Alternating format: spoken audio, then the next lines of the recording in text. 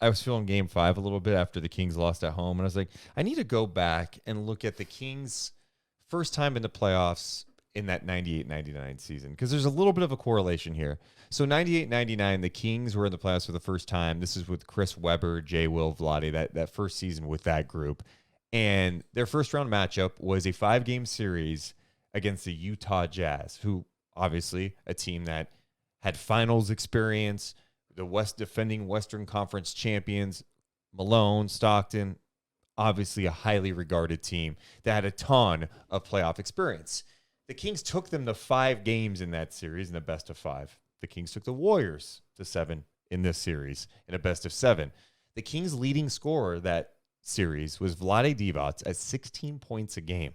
Chris Webber in that series, his first playoff series with the Sacramento Kings, averaged 14.8 points, 9.4 rebounds, 4 assists on 38% shooting.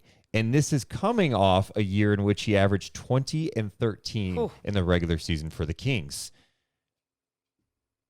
It's just interesting to look back at the first go-around. Jason Williams, we all love J. Will.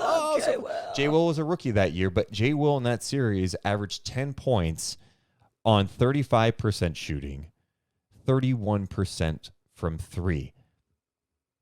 It was the first real experience for that group, and you had to go through it. They battled the Jazz. They still had a chance. They forced a game 5 in it, and it was close. But you have to learn from the experience. And just like Chris Webber had to look in the mirror that offseason and feel the pain of losing a first-round series and failing to play at the level he thought he needed to play or not meet the expectations of the fans and his team, he had to get better. And he had to perform better down the stretch. And you had to have more disappointment. The Kings, they got eliminated the first round the next year.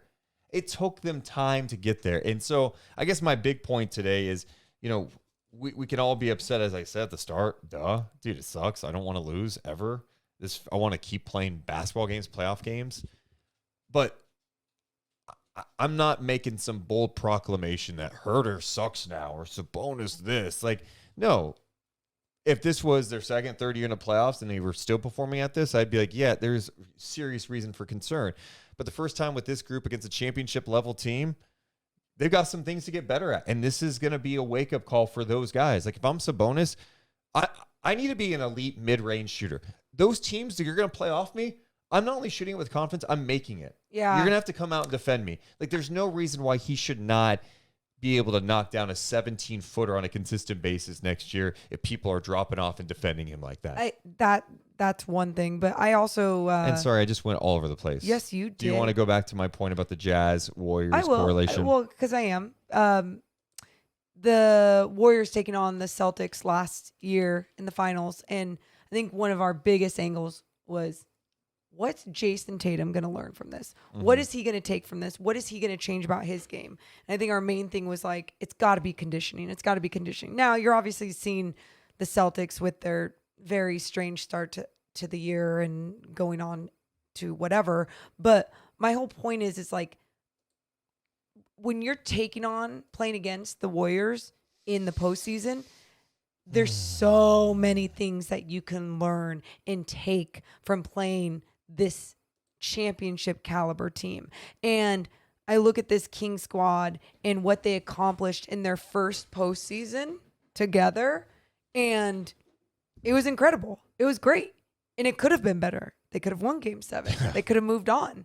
But for what it was great. No moral victory bullshit. I don't not doing any of that. I just think you really have to be realistic about it. And I thought I was being realistic about this team in the beginning of the season, saying they'll be in the play-in conversation. They're not going to make the playoffs.